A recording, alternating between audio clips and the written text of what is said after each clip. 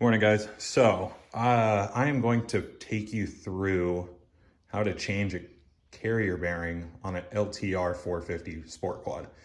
To my knowledge, they are the same throughout all the years. I'm running stock axles. The whole rear end is stock. Not sure about aftermarket axles, but I would imagine the principle is the same. I followed a really bad YouTube video, which is the only video that I actually found on YouTube to get this task done. It missed it.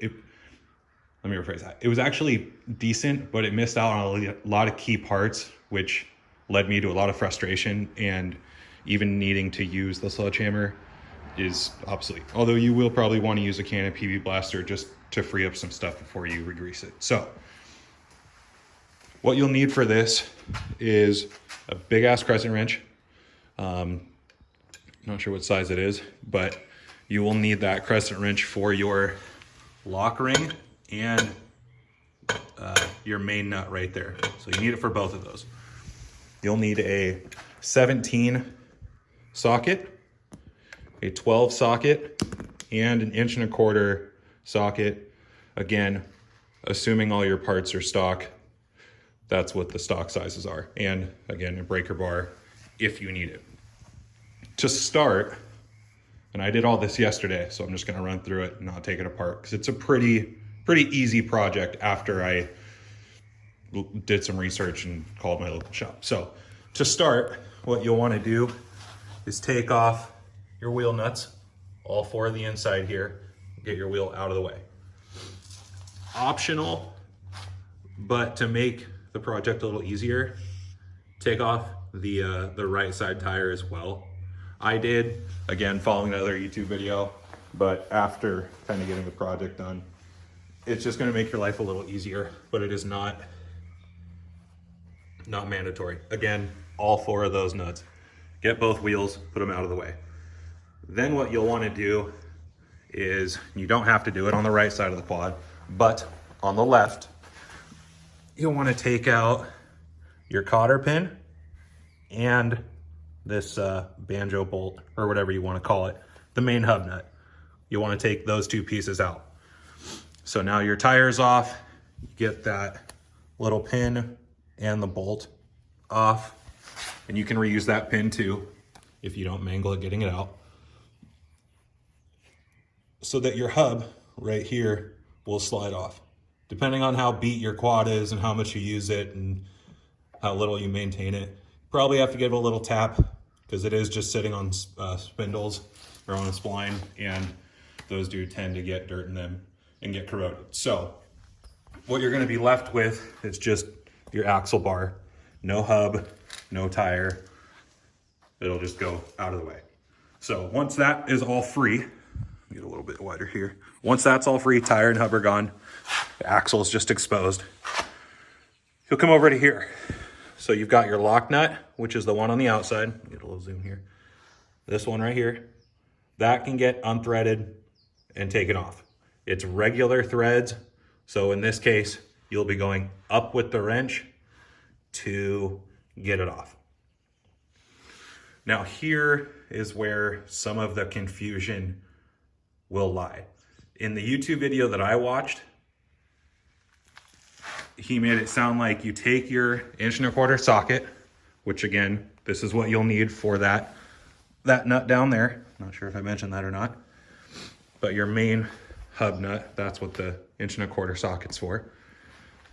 He made it sound like you put the nut on the right side of the quad and give it take the socket, put it on the nut on the right side of the quad, and give it a tap with the sledgehammer, and it'll shift the whole axle over a little bit, exposing a little C-clip, which is actually, you're not gonna be able to tell by the video, which is actually underneath this lock ring thread.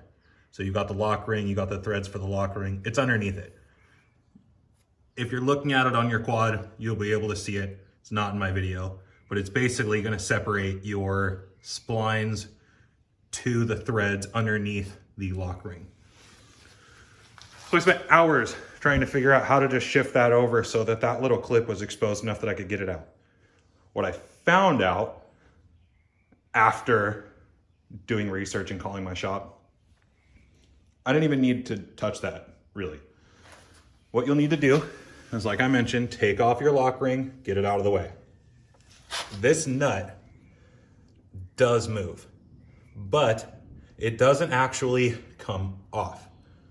It will, and again, this is regular threads, so you will go up to unthread it, down to tighten it. And what that's gonna do is pull, basically the threads are on the spline, okay? They're on spindles. This nut doesn't move. What it does is pull those threads in when you're loosening it and pushes them out when you're tightening it. When it's loose, and it'll only loosen up to a point, which is pretty far on the threads. When it's all the way loose, you'll start to feel it get a little tight again, and that C-clip under there will be damn near exposed. You'll take a little Phillips screw or a little flathead screwdriver, just get behind it, pop it out. It's pretty basic. This quad had not been replaced since its original build date in 2007. So I actually had to take my big ass crescent wrench with a 4-foot pipe extension and have to have my neighbor come over with his tractor and push down on this bar to make sure the quad wouldn't lift up. And then, and only then, with the OEM Loctite from 07 was that bolt able to undo. And again, it wasn't like I was, oh, it just undid and I was able to spin it with my hands. It'll still be pretty tight the whole time, but it's gonna pull those splines in and show your C-clip. Once your C-clip's out, you can take the sprocket off. Again, that's these 4 bolts. 1, 2, 3, 4. You can take it off. I actually didn't. What I did was just actually left it on the hub. So you get your C-clip out of the way, tires out of the way, hub's out of the way. Once your C-clip's undone, you can actually take a mallet, or you might even be able to do it by hand. Oh, keynote, take your brake caliper off before I get too much farther in this video. 1 bolt right there, 2 bolts right here. It'll just come all the way off. You can put it back out of the way over here because your rotor will never come off the axle for this whole project. It'll stay with the axle. So now that that's out of the way, lock nuts off, main bolt is showing your C-clip, C-clip's out of the way, axle's exposed. You can damn near just take your hand, push it through, this is the axle itself, push it through the carrier bearing and out, put it out of the way. It is, again, it is pushing through a bearing. It's meant to be a little tight. If it is a little tight, put your main hub nut back on your axle so you're not going to damage your axle. Get it on so it's flush. The edge of the bolt is flush with the threads. Give it a little tap with a mallet or maybe a light hammer. It will tap through. You'll see it tapping through your carrier bearing. Once it's out of the way, sitting wherever it's sitting, what you're going to be left with is your hub will still be in the chain, or your sprocket hub will still be in the chain. You can just lift that up, get that out of the way. You will also be left with 2 little spacers right here. You just put those to the side. Once your sprocket, as you're pushing your axle through, naturally it'll go through your sprocket spindle. This will be loose and in your hand once you get it up and take the chain off and put that all the way. You want to keep all those parts. To my knowledge, no carrier bearing would come with those. You're going to reuse them. Once it's out of the way, I don't believe you have to loosen these to begin with, but this is where your 12mm will come in. Go ahead and just loosen all 4 of these because you'll need to anyways. And once everything's removed, you've got this little clip right here. It actually kind of doubles as your chain slack indicator with these 2 grooves. Get a puller, whatever you use to get these little clips off. See if I can get a clip right here. Get that out of the way. and take it off. It just clips around it like those always do for any project you're working on. So that little clip right there, that's going to be what is essentially keeping your carrier bearing in. Get that out of the way. Again, with a hammer or something, you'll actually tap on your carrier bearing, which now, let's see, I don't know if my old one's still floating around here. I think I already threw it away, but you'll see the carrier bearing exposed. It's the same thing where you put your Allen keys in, or whatever you use to tighten your chain. Give that a tap right there where those bolts are, really just anywhere on the carrier bearing. You just don't want to smack the swing arm with a hammer or whatever it is you're using. Your carrier bearing will push out the right side of your quad. Your brake caliper holder will stay on the carrier bearing. Again, to get that brake caliper holder off, which you'll need to do to put it on your new carrier bearing, it's the same piece as this, just on this side of the quad. Once it's on your new carrier bearing, the carrier bearing I ordered came with all the little O-rings and whatnot, spacers. There is a little spacer that is sitting on your brake holder side.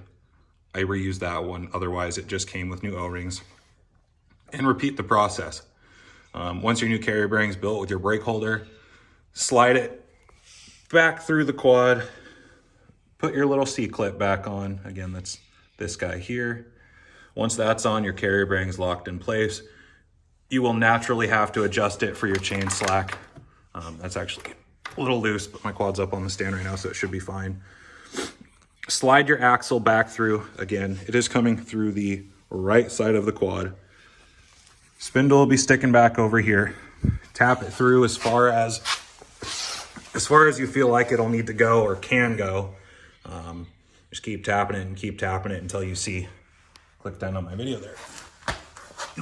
You'll tap it until you don't see really any sort of, where's my finger right here? Any sort of movement up in that area.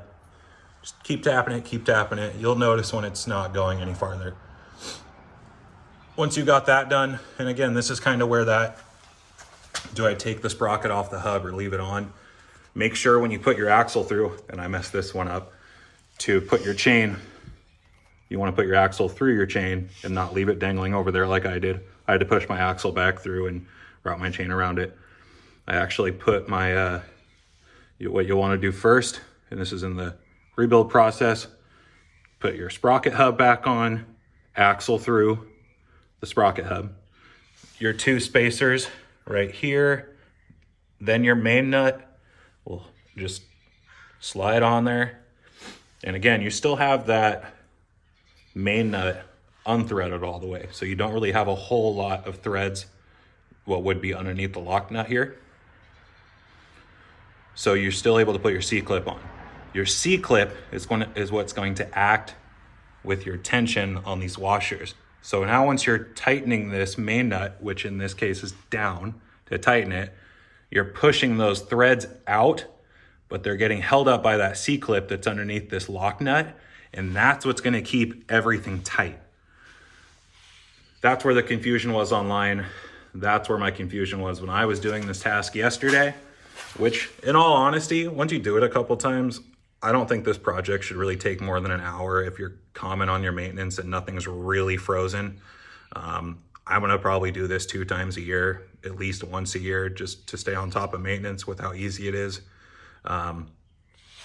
Once you've got your main nut tight, take your lock nut, put that on there. Again, in this case, also down to tighten it. Go as tight as you can get it with your giant wrench. You can put your spindle back on here. Again, you're gonna use the same setup, same bolts and everything. That's your main nut right here. Put your cotter pin through it and make sure to bend the end of the cotter pin around so it's not gonna fall out, because that cotter pin is really acting as your safety. If that bolt comes out, your spindle comes off and you're gonna have a bad time. South Park reference. Put put your tires back on. If you took that one off, obviously put that one back on. Crank down on those tire bolts. And yeah, that should pretty much be the project. Grease everything really well. The carrier bearing I had that came, the carrier bearing I got showed up and it actually had a little Zerk fitting on the carrier bearing. So I went ahead and pumped that full of grease. Got all the old crap out of the actual swing arm itself, greased that up, greased everything in here, just so that when I repeat this whole process, whenever I do it, it might not be such a pain to get it done. Adjust your chain. If for whatever reason you don't know how to do that, I'll just go ahead and cover it now because it's really simple. You're gonna take your 12 millimeter and loosen these. They're already gonna be loose for doing the carrier bearing, but in essence, loosen these four right here. Take in this case with the new carrier bearing, it's a 7 millimeter Allen key.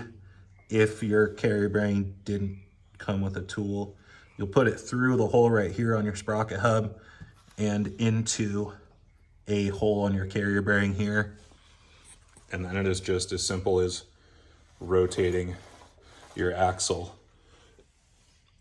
To tighten it would be, I believe, this way to tighten it, but keep checking your slack here. You'll know if it's getting looser or tighter. Also, you can check your indicators here. If this clip here is going up, you're loosening it, down is tightening it. And then repeat the process. Once you got your chain where you like it, take that little 7 millimeter out, crank down on all four of these bolts, and you are good to go. So I'm hoping that helps some people here. I only found one video on YouTube that covered this carrier bearing. And like I said at the beginning, it wasn't necessarily a bad video. It just missed out on this main nut piece of the project, and it left me to hours of frustration, and it just wasn't as helpful as I would have liked. So